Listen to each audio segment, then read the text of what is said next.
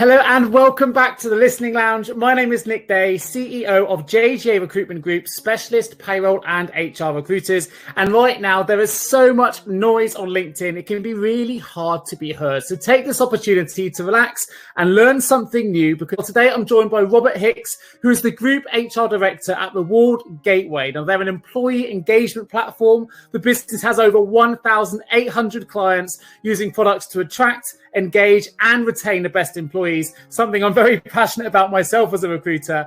Robert is an MBA educated senior HR leader with experience across a range of sectors, including software, property, cloud and IT, and he's worked in and advised on HR globally for over 20 years. Now, Robert says to me his passion is all about creating opportunities for people whilst improving business performance and enhancing employee engagement. All things close to my heart. I can't wait to get into this conversation. So welcome to the Listening Lounge, Robert.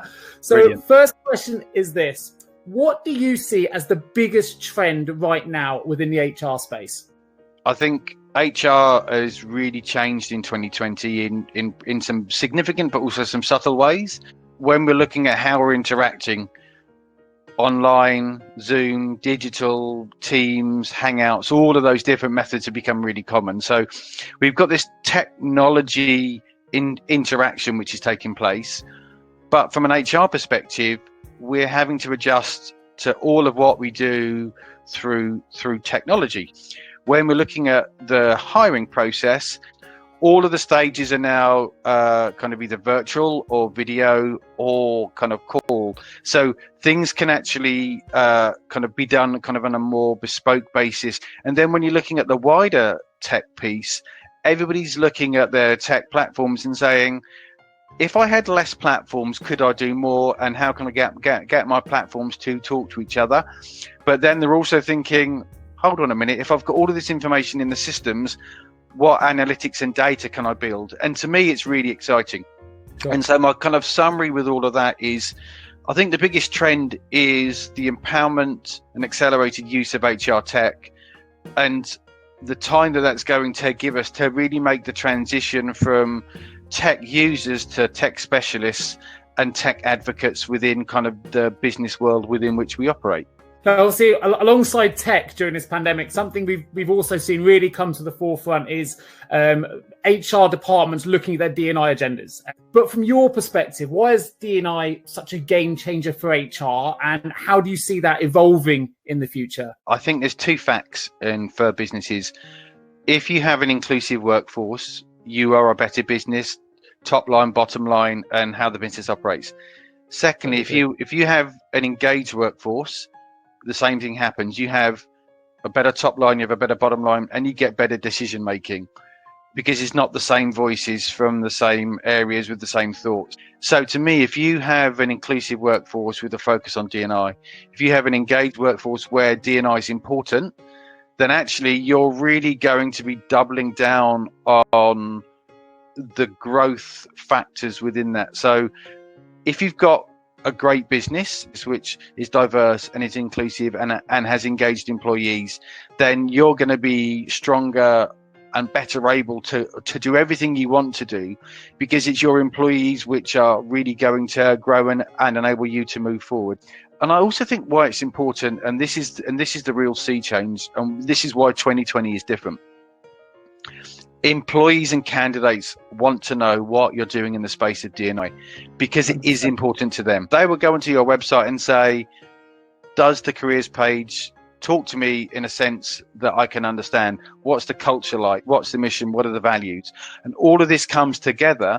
And if you're an inclusive employer and these values are lived by everybody, then you're really going to accelerate and be successful, and you're really going to make better decisions. You're really going to have more people feeling represented. You're really going to feel as if opportunities are there for everybody. And I think for me, and I've spoken to a number of people about how can I do D&I, and my answer is just start. Ask your staff what's important to them, but really start to think about how you can make D&I an everyday part of what you do, not a project. Once you build that into your processes, D&I isn't a thing, it's part of your DNA. And that to me is really, really important. But it all starts with asking your staff, making sure that you know as much as you can do, finding out what's important to them, taking steps and being able to take feedback, because sometimes you're going to get some things wrong, and you've got to be brave enough to kind of go out there and be willing to listen. You've got to be on a learning journey as well. And was in the press around the government not doing unconscious bias training anymore.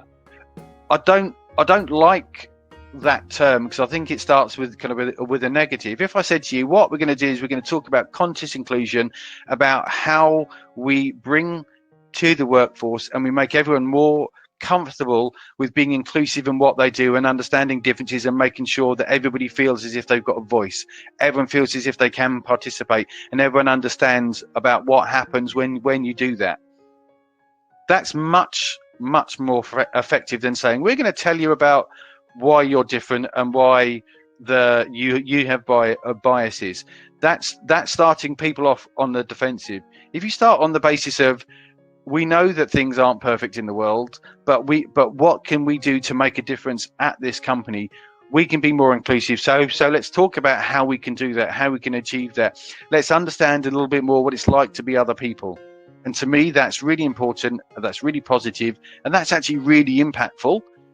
And my view, you invest within that, your teams will feel more confident, they will be more joined up, they will be more integrated, they will perform better because they understand each other more. And that understanding is really the key aspect here.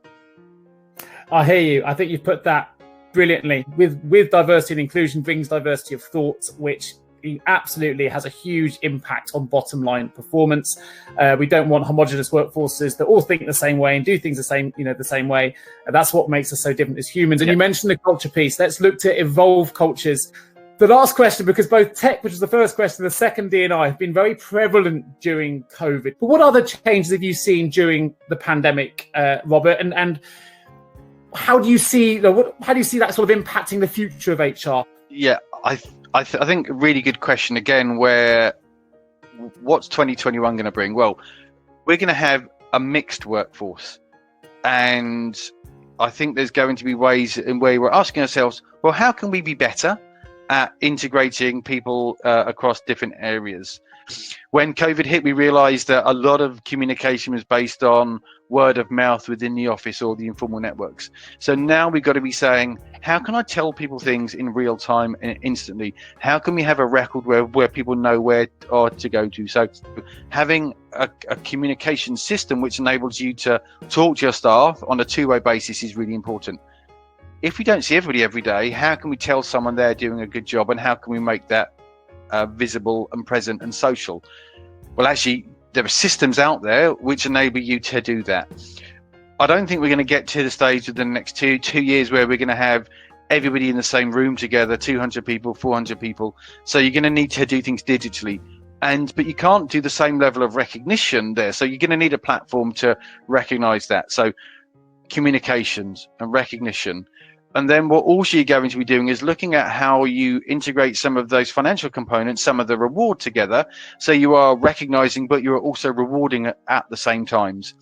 But also finding out from a survey perspective how you're doing. So all of that needs to be there. And it's really simple. You want to ask your people how you're doing.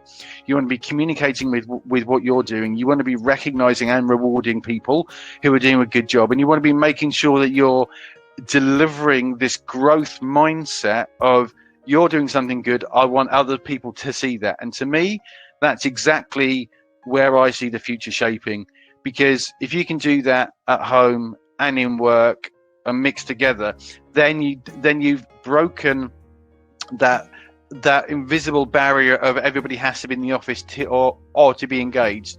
And what you've really achieved is you're engaging your workforce, you're communicating with your workforce irrespective of where they are across the globe. Amazing. What a great way to finish. I think we've got a lot to be excited about in 2021. I'm really glad you've joined me on the show today, Robert. So thank you ever so much for joining me on the Listening Lounge. Remember, every good conversation starts with good listening. And I want to give this opportunity right now to say to everyone who's followed the Listening Lounge this year, I wish you all a very wonderful, festive and fantastic and safe Christmas. And I look forward to bringing you the next episode of Listening Lounge real soon in 2021. Take care of yourselves and each other. And thank you once again, Robert Hicks, for joining me today. Brilliant. Thanks, Nick. Have a great day yourself.